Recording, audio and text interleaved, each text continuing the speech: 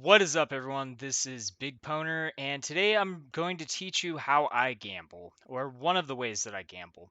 The thing is like I said, I don't like to sell small stuff, and this season, essences are small stuff.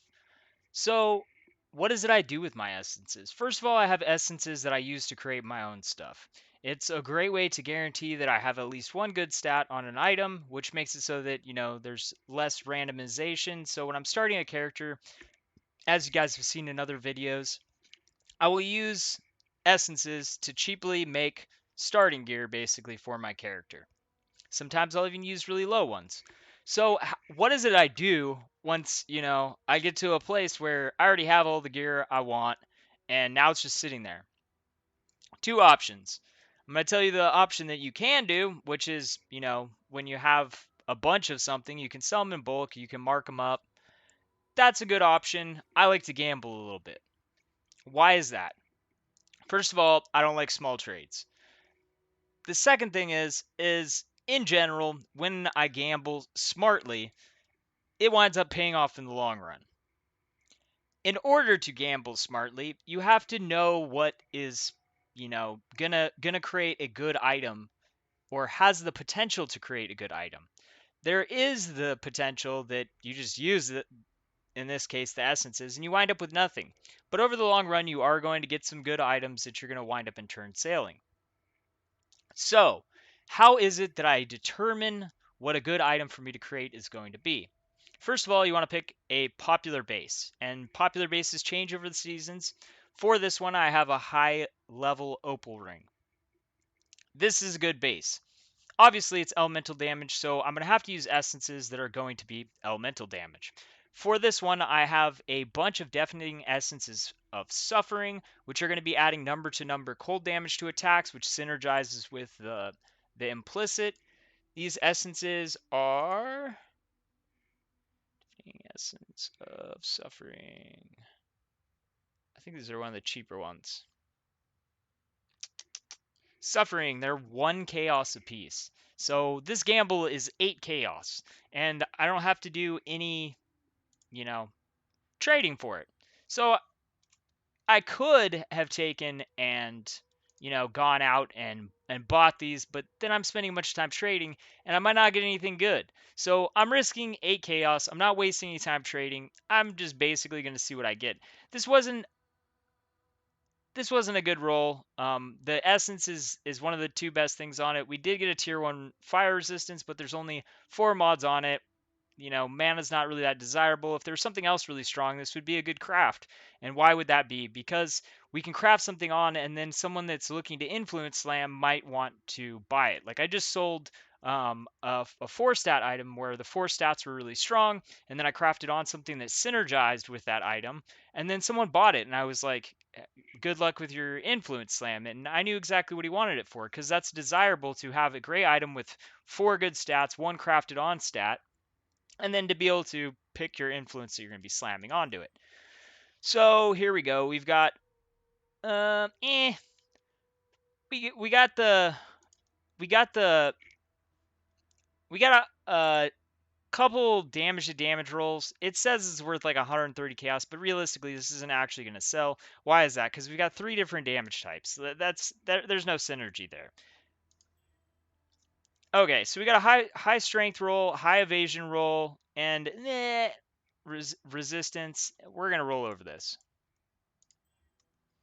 Okay, so we got cold damage with it, and we got an all resistance roll. So there's some synergy there, but we have regeneration, elemental resistance. If it was slightly higher on,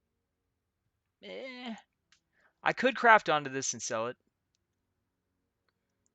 This would probably sell for something. I could probably make something on this. Honestly, I kind of am trying to I'm trying to get pretty lucky.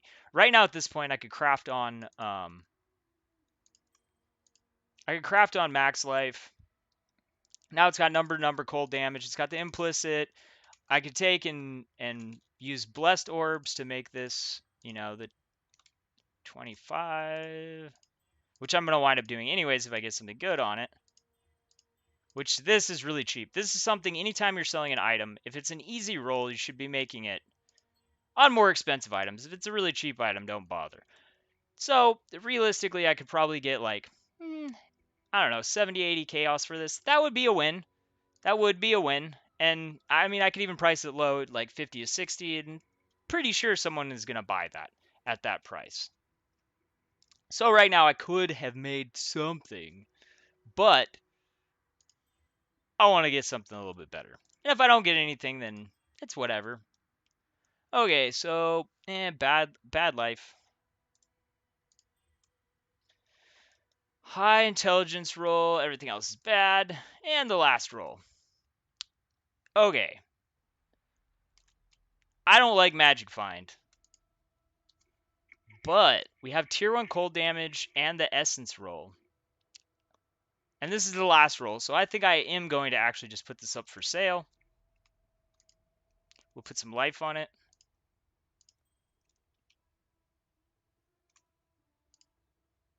This honestly, like if someone is using a cold build and wants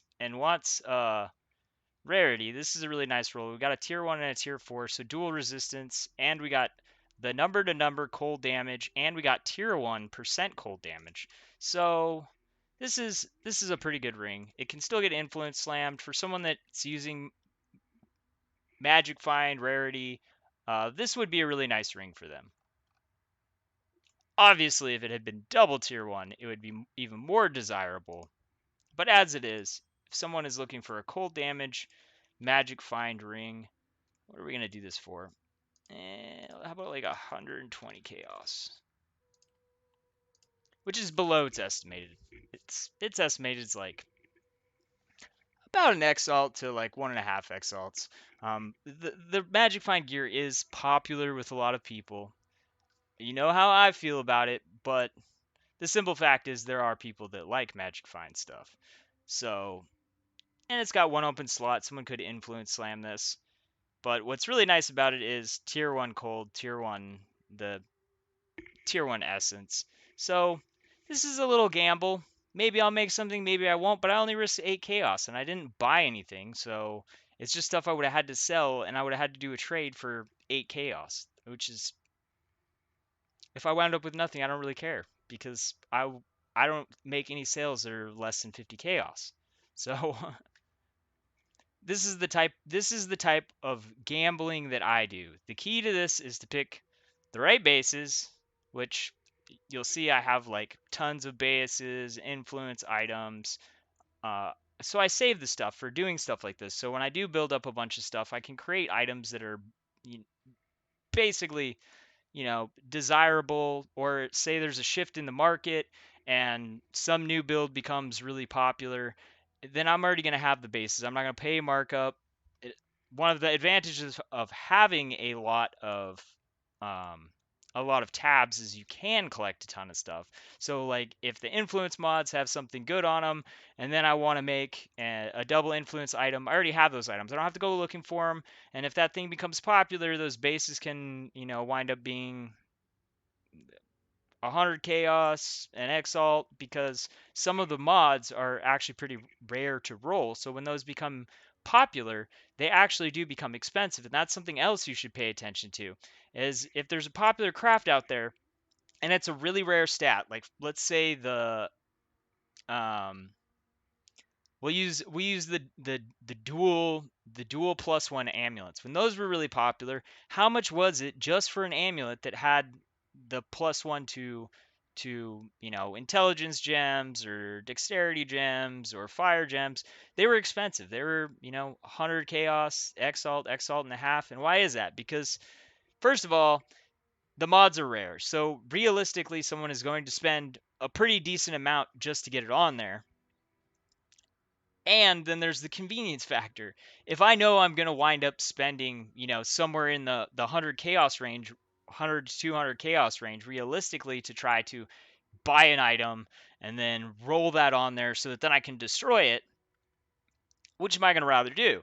If I can buy the item in the same range for the same price without spending all of that time, or even a little bit more than I realistically think I might spend, I'm going to save myself a bunch of time. time is a factor in this too, because spamming something with several thousand alts not only costs us a couple of X alts, it also costs us a bunch of time to sit there and spam it. So if I can just buy one item for relatively the same price, then I'm probably going to do that. So that's something you guys should also pay attention to, is when you have a high tier, not well, it doesn't even have to be a high tier base. It just has to have the tier one has to be high enough to have the tier 1 mod on it. And to let you know what is the most desirable is this is something extra for you to keep your eye out for. I don't sell them, I keep them because I like to craft a lot. But this is extra income that some people are probably missing out on. If a top choice mod is on the item and there's no other influence on that base, that is a desirable item for crafting with, regardless of what the base is, because people destroy it with the Redeemer's Orb to put that on there. So things like tier 1% crit, which isn't as rare, but plus the skill gem levels, you have some undesirable necklace. That's why I always identify any influence items, is because if I want to craft with it, or if I wind up hitting a high tier mod, 100, 150 stat, 200 stat, something like that, and it's really rare, that I don't want to have to spend an exalt later on to get that on there. And for instance, like, well, with the second ring that I did in my dual curse ring setup, I just ended up buying something with it already on there. And why would I do that? Because I know I'm going to wind up spending a bunch anyways trying to roll it on there, unless I just happen to get really lucky. But I was able to buy one for, I don't know, I think like 100 chaos, and that's kind of like in the range of what I expect to pay, and then it doesn't take me any extra time to make it, and then it's guaranteed. I could wind up getting really unlucky with the alt spam. On the other side of that, I could get really lucky and I could just, hit it a couple times and get it. But I could also get really unlucky. I could wind up, spending 1,000 alts, never seeing it, buying another 1,000 alts, hitting it once and it has another influence on it. Then I use an annulment orb, hit the wrong thing, I have to start back over. It can wind up being really expensive. So if I can buy that for a realistic price, I'm going to. And me as a crafter saying that means that there are other people that are crafting that, probably realize this also. And you, as someone that's going to be crafting, this is something you should think about and should always be checking first, is can I buy something cheaper than it's probably going to cost me to get the mod that I want for the destroyable item? Because a lot of the people that I play with don't alt spam unless the bases for the items that have that stat on them are really expensive. There are certain stats on items that, the cheapest one is going to be 2 exalts. And yeah, I'm not going to spend 2 exalts because realistically I'll probably hit it within one. So I'm not going to spend a whole extra exalt to save myself, a little bit of time. That's a little bit too much to spend, but definitely if someone's selling it for 80 chaos, 100 chaos, I mean, I'm going to buy it because most likely that's probably going to save me currency. They get the currency instead, and it takes me less time because the time to do that one trade is going to be less than the time for me to, trade for extra alts and do the spamming, and it's convenience. Convenience. And if you really want to know the things that, if you don't have a lot of knowledge of the game, just pay attention to what it is that people are crafting to. So, for instance, like even just from watching my videos, if you've seen, all right, level 8, the level 8 elemental weakness, that's obviously a hot thing because you can mix that with the assassin's mark or a level 12 assassin marks. That's the top tier of that. So if you find an item with that, even if the item isn't good, throw it on the market for 80 or 100 chaos, and someone might wind up buying it just simply for that one stat. And you might have previously just been like, oh, the stats are bad, and throw it away. So there's a little extra information for you. I hope you guys enjoyed this. I will point out again, I'm not selling that. I'm not doing this specific craft and saying everyone go out and buy these essences. They're cheap. Everyone's going to make a ton of currency. This is a gamble. I do small gambles, low risk, because what's the alternative? Me taking extra time to make a couple chaos. Am I going to go out and buy a bunch of these with the delusion that I'm going to buy up the market of essences and I'm going to guaranteed make money? No. And, specifically the essence that I just used to make the item is probably like absolutely the worst choice to do, because if a bunch of people watch this and they're like, oh, well, he made a 120 chaos ring for a base and 8 essences, that kind of makes it like the worst possible choice if you are one of those people that are like, oh, this might be a good idea. So keep that in mind. This was an example. This was not meant to be go out and do this thing and make it so that everyone loses currency and we drive up the price of the essences, and then people are spending too much on the essences and losing currency and wasting their time instead of farming. That wasn't the purpose of this. Anyways, thanks for watching. Peace.